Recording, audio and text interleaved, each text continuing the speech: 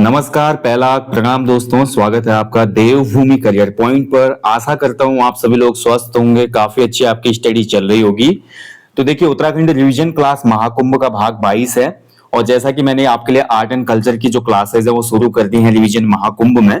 तो बहुत महत्वपूर्ण ये क्लासेस हैं क्योंकि आजकल UK triple SC group C परीक्षाओं में इस पोर्शन से मैक्सिमम क्वेश्चन बन रहे हैं। उसके अलावा अन्य किसी भी उत्तराखंड के एग्जाम की आप प्रिपरेशन कर रहे हो तो आपको उत्तराखंड के आर्ट एंड कल्चर को जानना बहुत ज्यादा आवश्यक है क्योंकि इसका वेटेज हमेशा हर एग्जाम में रहता है। ठीक है, तो चलिए आज रिवीजन क्लास महाकुंभ 22 में देखेंगे उत्तराखंड की जो शिल्प कला है और मूर्ति कला है, इसके बारे में देखेंगे।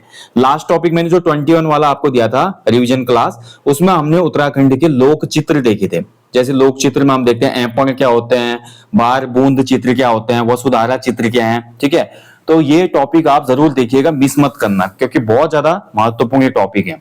चलिए आज देखेंगे उत्तराखंड की शिल्प कला और मूर्ति कला। ठीक है, शिल्प कला में सभी चीजें आ जाती है जैसे कि आपकी काष्ठ कला हो गई, उसके अलावा रेसे जो होता है, रेसों से जो चीजें बनती हैं वो कला हो गई, और आपका मिट्टी से जो चीजें बनती हैं वो कला भी आ जाते हैं। यानी कि शिल्प कला, शिल्पकार जो कहा जाता है। ठीक है, और इसके अलावा मूर्ति कला में हम देखेंगे जो उत्तराखंड में मूर्तियां हैं और कुछ मूर्तियां हमारी जैसे इतिहास से रिलेटेड भी हैं, उनको भी देखेंगे। ठीक है, चलिए तो शुरुआत करते हैं दोस्तों।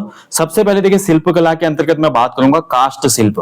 काष्ठ, काष्ठ का मतलब क्या होता है? काष्ठ मतलब आपका लकड़ी। ठीक है, लकड़ी से बनाई जाने वाली चीजें हैं, लकड़ी, वुड।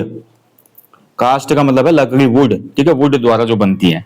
तो देखिए, काष्ठ शिल्प में उत्तराखंड में सबसे मेन जो चीजें हैं भाई वो आपका है, यहाँ पर क्या क्या बनता है इससे। तो सबसे पहले यहाँ पे बनता है इससे डाले, डाले या डलिया कहा जाता है इसको। ठीक है, डाले या डलिया। डलिया के अलावा इसमें हमारा बनाया जाता है आपका चटाई। चटाई के अलावा आप देखेंगे पर्वतीय अंचल में मोष्टा बनता है, एक मोष्टा, वो भी एक चटाई होती है। ठीक है, मोष्टा हो गया।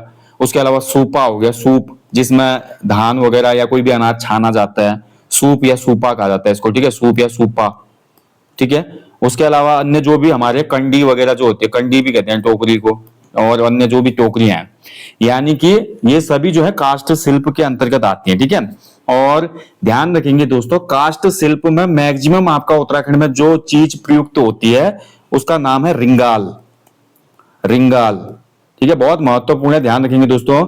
रिंगाल जो है आपकी एक घास होती है, जैसे बांस होता है ना, बंबू, बांस का ही छोटा भाई समझ लो इसको। जो बांस बंबू होता है उसी प्रकार का होता है रिंगाल भी, और इसी रिंगाल से उत्तराखंड में डाले, कंडी, चटाई, सुपा, टोकरी, मोष्टा आदि सभी चीजें तैयार होती हैं।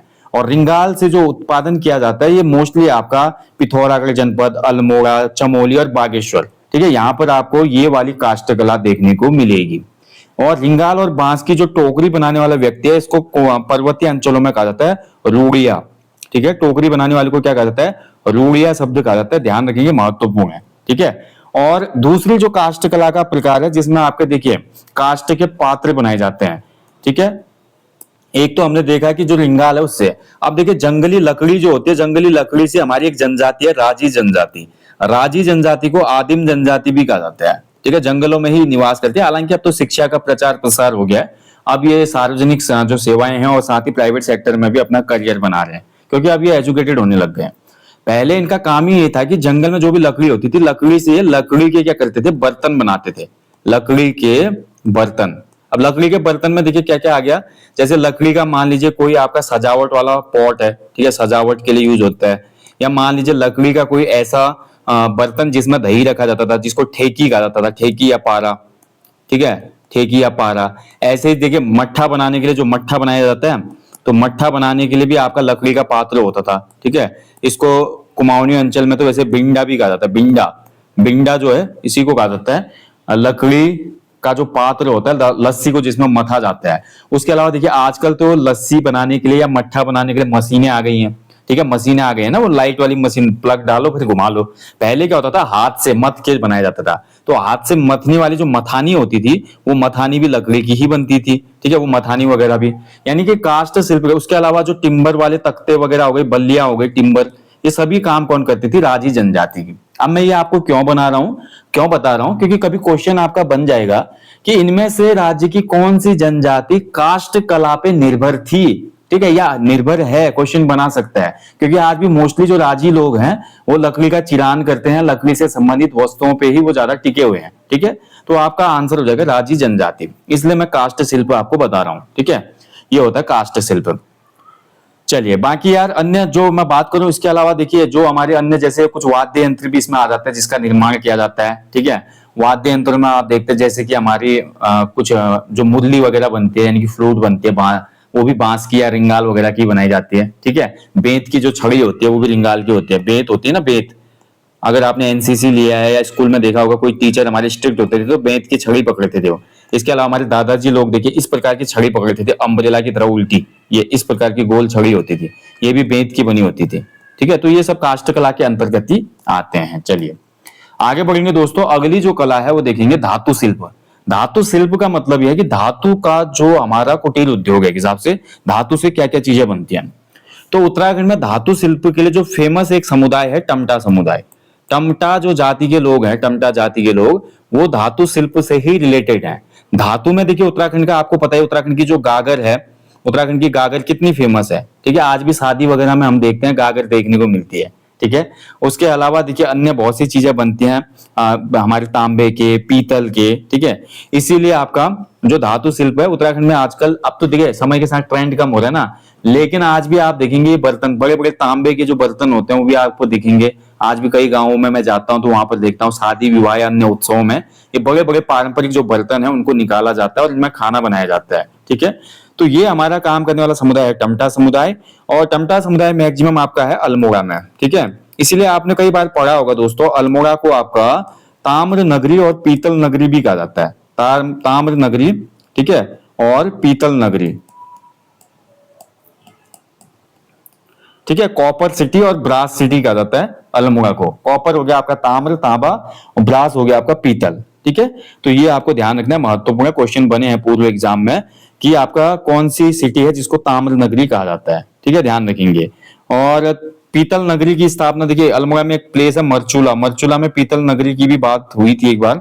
ठीक है, हालांकि अभी धरातल पे नहीं है, लेकिन पीतल नगरी से रिलेटेड प्लेस आएगा तो मरचूला जो कि अल्मोड़ा में ही स्थित है।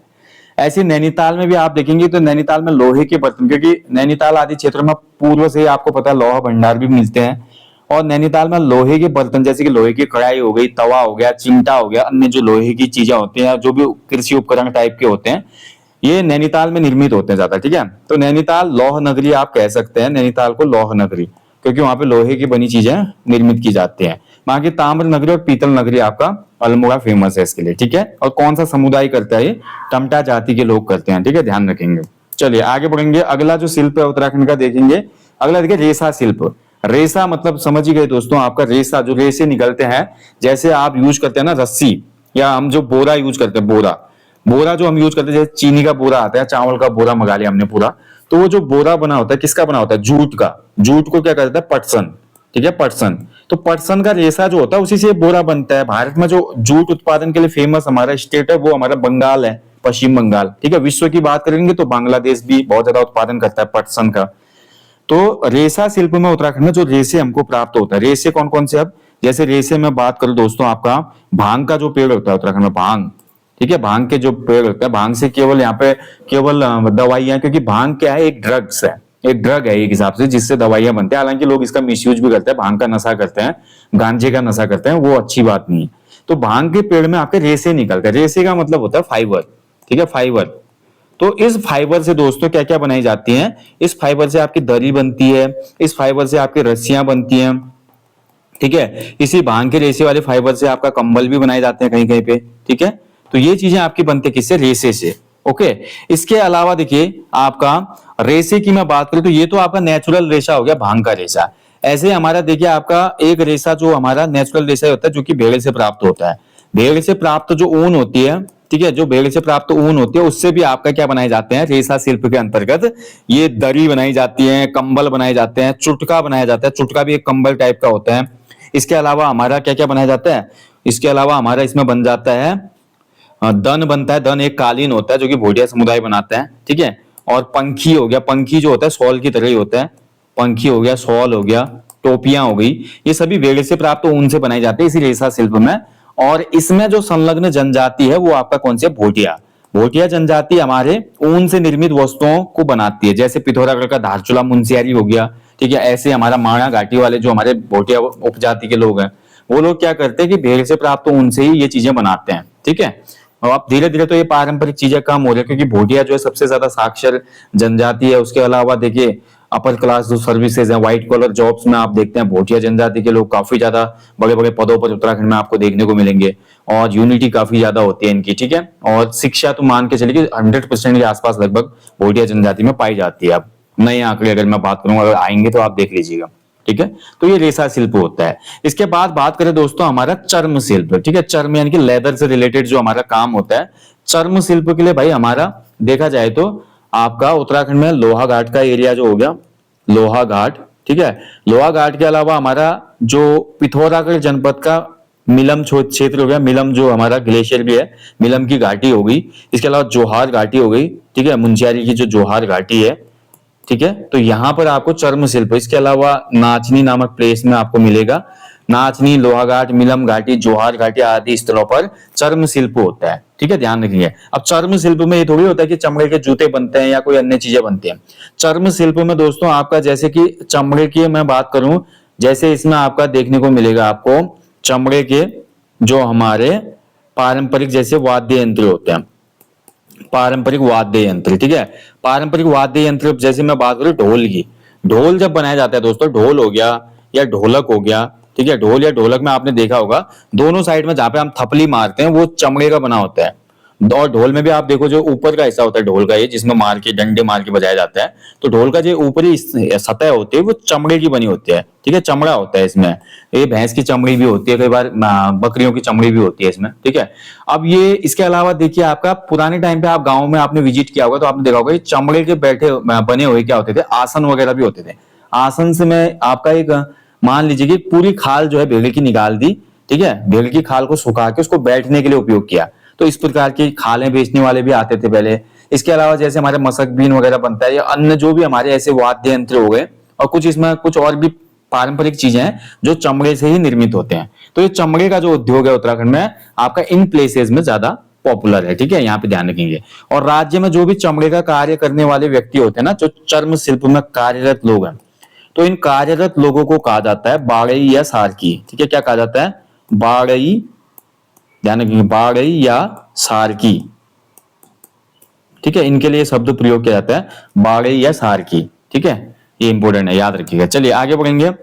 अगला देखिए मूर्ति शिल्प, ठीक है। मूर्ति शिल्प देखिए ध्यान रखेंगे दोस्तों, मूर्ति जो बनाई जाती है राज्य में, मूर्ति शिल्प को आप कनेक्ट कर सकते हैं मृत्तिका शिल्प से भी, ठीक है, मृत्तिका शिल्प से भी।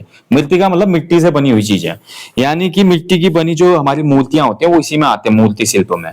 उत्तराखंड में जो भी मिट्टी से बनी मूर्तियां होती हैं, इन मिट्टी से बनी मूर्तियों को क्या कहा जाता है? डिकारे। क्या कहा जाता है? डिकारे। ध्यान रखिएगा दोस्तों, उत्तराखंड में मिट्टी से बनी रंग बिरंगी मूर्तियों के लिए शब्द जो प्रयोग होता है डिकारे शब्द यूज होता है, ठीक है, ध्यान रखेंगे। और जैसे इसमें कौन कौन सी मूर्तियां बनाई जाती हैं, तो इसमें शिव की मूर्ति बनाई जाती है, पार्वती की मूर्ति बनाई जाती है, ठीक है, हनुमान जी की मूर्ति इसमें आपको देखने को मिलेगी। इसके अलावा नव दुर्गा की मूर्ति देखने को मिलेगी, ठीक है।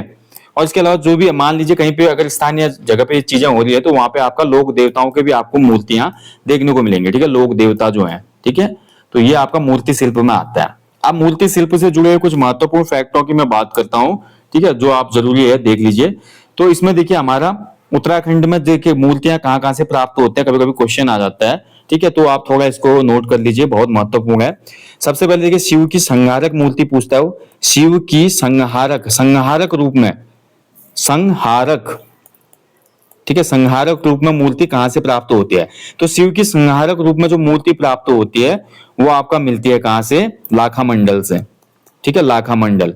लाखा मंडल को दोस्तों उत्तराखंड में मूर्तियों का भंडार भी कहा जाता है। ध्यान रखेंगे, क्वेश्चन बनता है कभी कभी, उत्तराखंड में मूर्तियों का भंडार किसे कहा जाता है? तो मूर्तियों का भंडार किसको कहा जाता है? लाखा मंडल को, ठीक है। ऐसे आपका क्वेश्चन बन जाता है दोस्तों कि आपका नृत्य करते हुए शिव की मूर्ति कहां से प्राप्त होती है? नृत्य करते हुए शिव जी, तो नृत्य करते हुए शिव की मूर्ति हमको प्राप्त होती है दो स्थानों से राज्य में। कभी क्वेश्चन बनेगा, याद रखिएगा, एक तो जागेश्वर मंदिर, ठीक है, जो कि आपका अल्मोड़ा में है, और दूसरा हमारा गोपेश्वर से प्राप्त होते हैं, ठीक है, चमोली से। तो इन दो जगहों से शिव की नृत्य करती हुई मूर्ति प्राप्त होती है। शैव धर्म की मैं बात कर रहा हूँ। विष्णु की अगर मूर्ति की मैं बात करता हूँ तो देवलगढ़ से विष्णु की मूर्ति प्राप्त होती है। आदि बद्री की मूर्ति हमारे बद्रीनाथ में हमको देखने को मिलेगी, ठीक है। और इसके अलावा देखिए दोस्तों, आपका गौरी प्रतिमा भी आपका पूछ लेता है कई बार। गौरी की जो प्रतिमा, गौरी मतलब पार्वती, गौरी प्रतिमा राज्य में कहां पर प्राप्त हुई है? तो ये भी लाखा मंडल से ही प्राप्त हुई है। लाखा मंडल से बहुत सी मूर्तियां प्राप्त हुई है, इसलिए तो लाखा मंडल को मूर्तियों का घर कहा जाता है, ठीक है। ध्यान रखेंगे, मूर्तियों का भंडार या घर कहा जाता है। ओके, याद रखिएगा दोस्तों। बाकी देखिए अन्य कुछ महत्वपूर्ण तथ्यों की मैं बात करूं दोस्तों, आपका देखिए उत्तराखंड में समय समय पर चीजें आपकी बनाई जाती हैं अल्पकाल के लिए भी। जैसे कि दीपावली के टाइम पे बोलूं तो दीपावली के टाइम पे यहाँ पे क्या होता है, दिवाली में आप देखेंगे आपकी घर में एक टेम्पररी मूर्ति बनाई जाती है, जो कि किससे बनाई जाती है? नारियल और गन्ने के पेड़ से, माँ लक्ष्मी की ना, नारियल प्लस गन्ने से, ठीक है। कभी पूछ सकता है आयोग, आपको पता होना चाहिए।